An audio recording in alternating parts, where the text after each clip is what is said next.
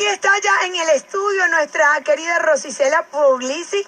Mira, vale, que hoy vamos a tener un tema que difiere un poco con el tema que tuvimos la vez pasada, que estuvimos comentando de aquellos alimentos que definitivamente no deberíamos consumir bajo ningún concepto porque pueden producir, o sea, o eran de alguna manera como... No son los más sanos. Sí, y hablamos justamente del cáncer, pero hoy vamos a hablar pues de cómo combatir la depresión y la tristeza con los alimentos. ¿Qué es lo primero que hacemos? Pues nosotros cuando estamos tristes, agarrar una tableta de chocolate de este tamaño porque así definitivamente no nos alcanza. Eso de 2 cuadritos, eso no ayuda pero en lo absoluto. Y hay otros alimentos que ayudan a combatir ciertas depresiones. Eso es lo que nos va a decir justamente el día de hoy mi Rosicela. ¿Cómo estás? Chévere, buenos días. Bueno, el tema hoy como que es interesante. Ok, sí, porque estamos hablando de algo triste, pero de algo que también nos ayuda. Y nos ayuda a combatir esa situación. Eso es verdad, o a veces, porque yo siempre digo,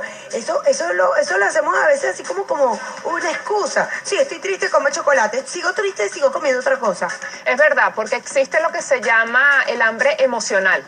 Okay. Eso uno lo comienza a tener desde pequeñito. ¿Por qué? Porque cuando tú estás pequeño, si tu mamá o tu abuela, cuando estás triste, te dice un caramelo o te consiente con lo que más te gusta, entonces tú asocias psicológicamente el placer del carbohidrato, del azúcar, con la compensación emocional.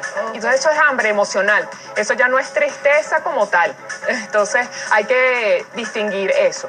Igual que no es lo mismo tristeza a depresión. Yo puedo tener un momento de tristeza, pero ya la depresión es una patología como tal, o sea, y es sostenida en el tiempo. Las causas son múltiples, ¿no? Y existen muchos mitos, porque la gente dice, bueno, estoy deprimida y como azúcar. Todo lo contrario, entre más azúcar, mayor incentivas la depresión, sí. O sea que lo del chocolate podría ser un mito. Siempre he visto que a veces para combatir a la depresión o hasta la tristeza o el ánimo cuando lo tienes bajo, pues comes un poco de azúcar, en este caso de chocolate.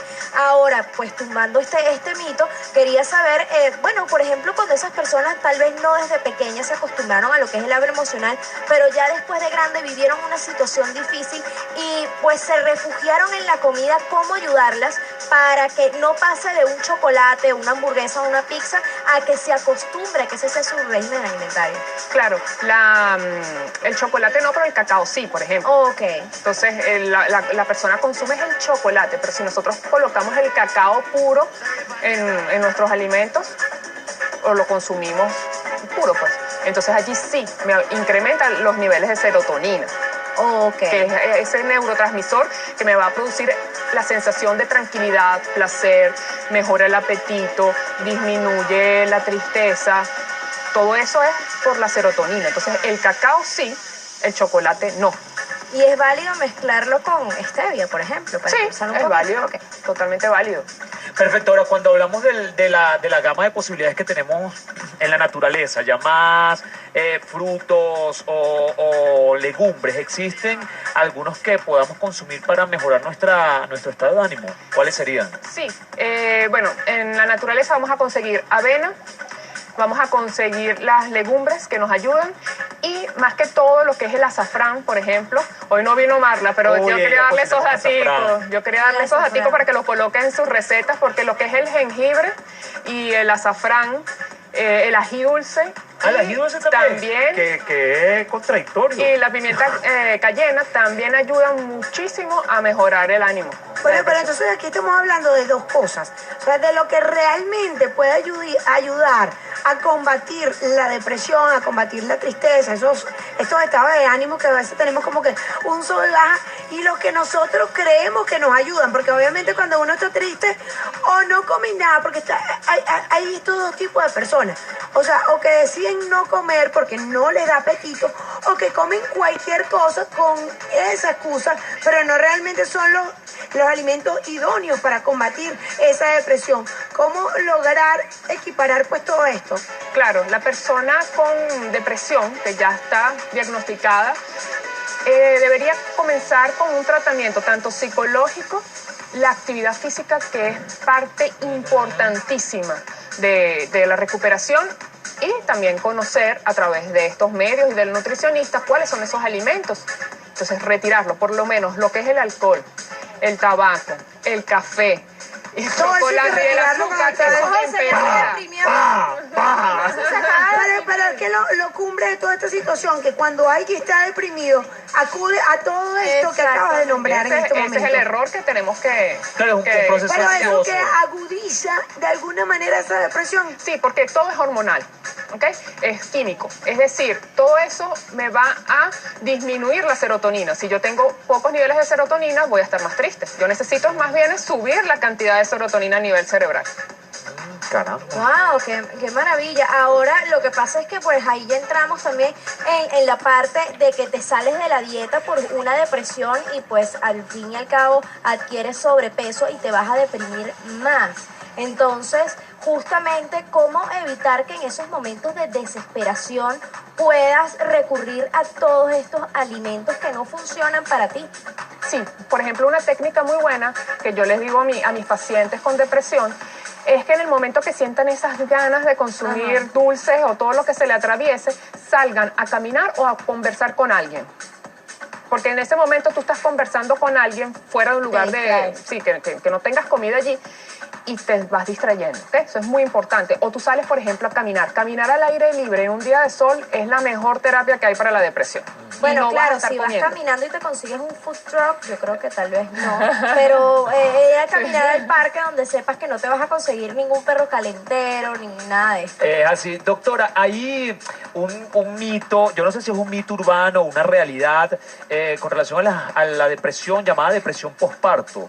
Hay muchas mujeres que manifiestan que luego de dar a luz, pues ven una etapa como de depresión. Hay quienes lo asocian precisamente a que hay como una pérdida, un desprendimiento, que es el bebé que ya ha nacido, sumado a otros factores. ¿Es posible que hormonalmente estén ocurriendo circunstancias que hagan que una mujer efectivamente se deprima durante este proceso? ¿Y qué recomendación hay para ellas con relación a la alimentación? ¿También aplica para ellas estos métodos? Sí, es así. Y la depresión postparto es bien desagradable. La sufrí en persona y es bien desagradable, de verdad que sí. Ok, pero ¿cuáles son esos síntomas de una depresión postparto? Bueno, es como tal? inmediatamente después del parto, a las pocas horas, empiezas a sentir que te vas a morir. O sea, tú ves todo negro, tú no tienes más esperanza, lloras por cualquier cosa, en cualquier momento, en cualquier lugar, no duermes bien. Bueno, claro, después del parto nadie duerme bien, pero o sea, estás con ese estado de ansiedad constante, es bastante desagradable. Generalmente es un desajuste hormonal que sucede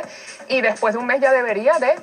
Y la alimentación, por supuesto, ayudaría, ¿no? Sí, por supuesto, tienes que basarte en estos alimentos que ayudan a subir la serotonina aún más, ¿no? Y que no son dañinos ni para la mamá ni para el bebé. Bueno, Rosicela va a continuar con nosotros. Vamos a recordarle nuestro teléfono de contacto 0424-240-6699. Si usted tiene alguna preguntita, yo tengo una para la próxima, porque vamos a hablar también de los más pequeños de la casa, que aunque resulte increíble de pensar, ellos también se deprimen. Nos vamos a ir a una pausa comercial y ya enseguida volvemos con muchísimo más de Que de nuevo. Recuerden que estamos totalmente en vivo hasta las 12 de mediodía.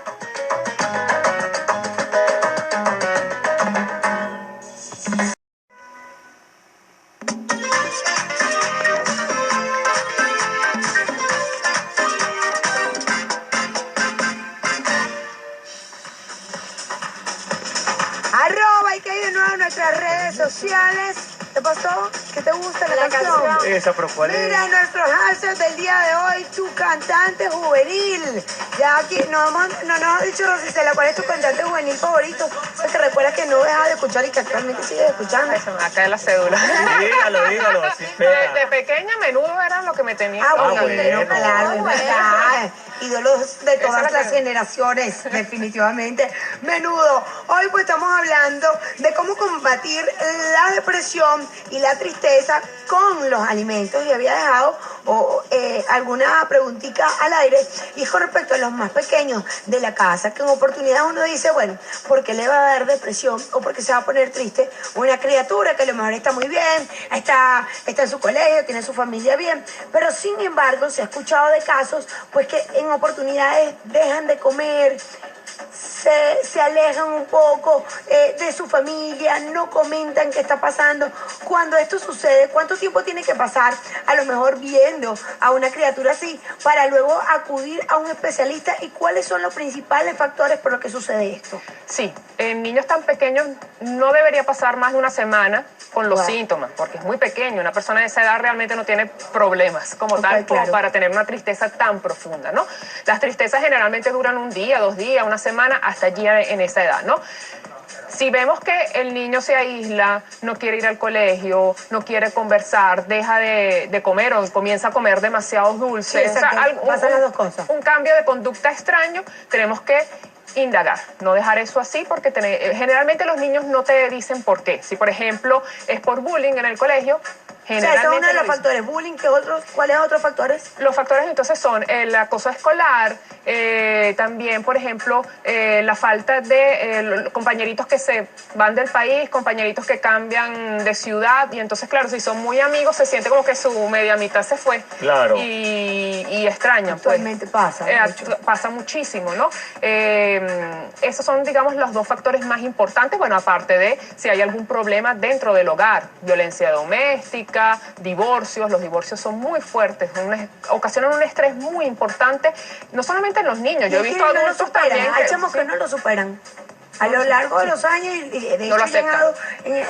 ustedes pues lo comentan, no superan una separación así. pero hay que actuar inmediatamente con los niños porque tenemos que solventar ese problema. Si, por ejemplo, es por divorcio, tiene que ir, ¿verdad?, al psicólogo infantil para que le ayude a manejar esa situación, porque a lo mejor no va a poder hacer que los padres, ¿verdad?, vuelvan juntos, pero sí tiene que aprender a manejar esas emociones, porque esas emociones de tristeza o depresión al final pueden llevar a una enfermedad física. Sí, es así. Ahora estamos hablando, por supuesto, en el caso que Marisol dice que ellos se aíslan, todo esto, pero en el caso de que, vamos a hablar del caso opuesto de la depresión, cuando son tan hiperactivos esos niños que dicen no les des chocolate, no les des refresco, realmente el quitarle esas cantidades de azúcar ayuda, digamos, a bajar esa hiperactividad, o recomiendas otra cosa que tal vez acudan al especialista porque, bueno, es un niño que tiene demasiada actividad, o esto podría ser normal y solventarse con ejercicio, por ejemplo. Claro,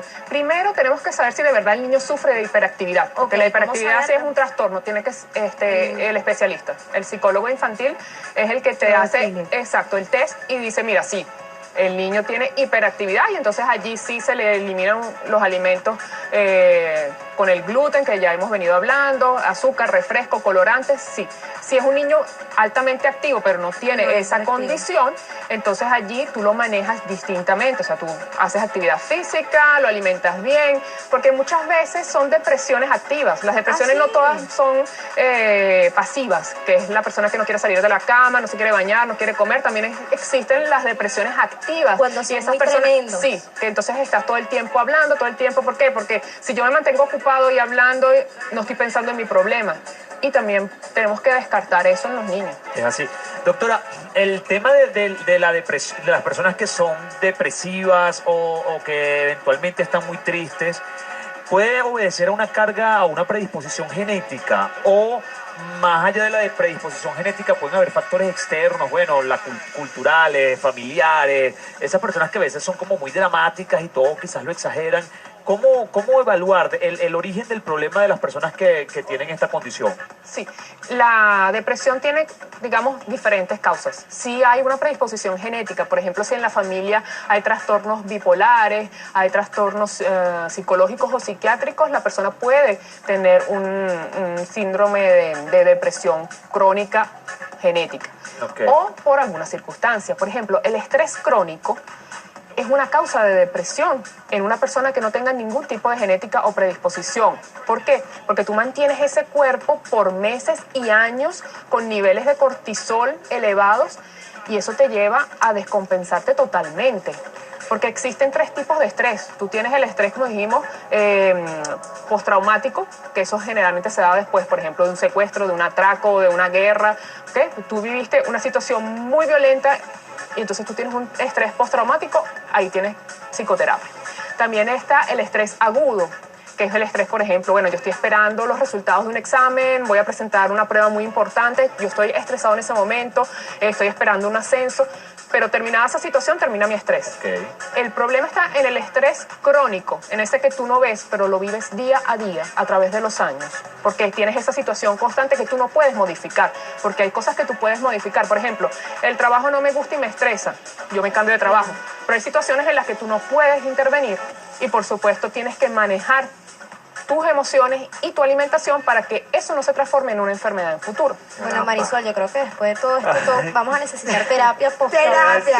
Sí. No, yo creo que también esto es una situación de tiempo, ¿ok? Porque obviamente si alguien está triste, tiene que como que sacar su tristeza. Y es una, pero ¿en cuánto tiempo? Porque no puedes estar triste 10 meses, ni un año. ¿Cuánto es el tiempo prudente como para que tú, si vivas tu tristeza, porque yo creo que cualquier dolor o cualquier duelo, sea el que sea por la pérdida de una persona, sea porque ya no estás con alguien, sea porque se fue tu mejor amigo del país, etcétera, etcétera, pero todo esto debería llevar un tiempo que sea normal y un tiempo prudente. ¿Cuál sería un tiempo prudente para lograr sacar esa tristeza? Porque a veces tampoco es un chip, es como la gente que a lo mejor fuma, de un día para otro, va a ser como que imposible dejar ese vicio. Igual me imagino yo que puede ser la tristeza. ¿Cuánto es el tiempo prudente para que tú digas, bueno, ya estuviste triste por este tiempo, ya la tuviste que haber sacado, ya no es sano que continúes triste? Cuando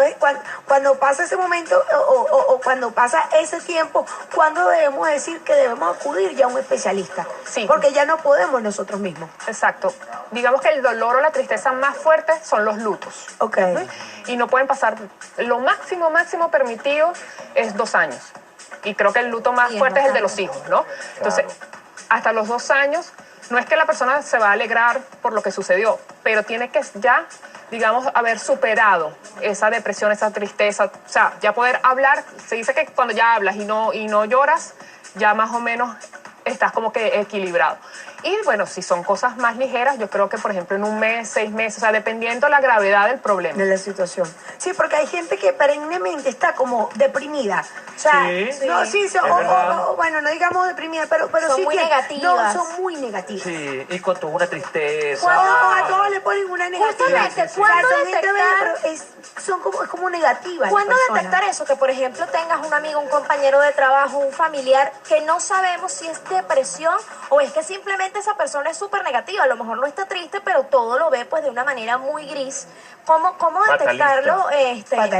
La diferencia entre depresión y negatividad, o vendría siendo lo mismo. Por eso No es lo mismo, porque la negatividad ya forma parte como que de la personalidad de la persona. Es decir, lo ve todo triste, lo ve todo gris, no ve esperanza.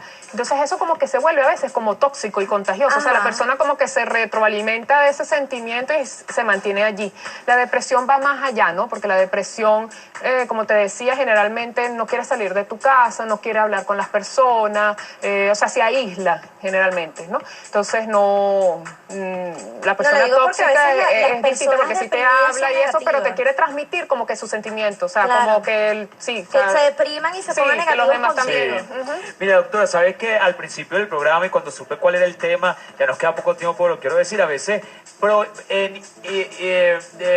cohibirse de consumir algunos alimentos que parecen que son tóxicos son los que más alegría nos dan. Por ejemplo, una hamburguesa, una pizza, una arepa a las 12 de la noche un sábado, Una cachapa. que al siguiente día a lo mejor te va a generar tristeza porque aumentaste de peso, sobre todo a las damas, pero en ese momento te genera felicidad. A veces no es bueno que tú te regales, sobre todo Eso las tiene personas serotonina, melatonina, un poco de Tonina, que es muy chorenina. Sí, es una arepanina. Sí, eventualmente tampoco podemos ser, la gente que está sometida también a regímenes muy fuertes de alimentación, a lo mejor comerse una arepa más bien es una alegría, no una tristeza, ¿no? Sí, pero digamos, nosotros nos da placer consumir ese tipo de alimentos, Ajá. pero la diferencia está en que no podemos basar nuestra alegría en comer eso, porque entonces todos los días vas a estar buscando algo que te dé Es placer. como una excusa también. Sí. Bueno, muy bueno el tema. De verdad que yo creo que aclaramos muchísimas dudas. Quiero que nos des tus redes sociales. Sí, entonces es para Instagram, @nutricionista_Rosicela con doble L y en Twitter @RosicelaP.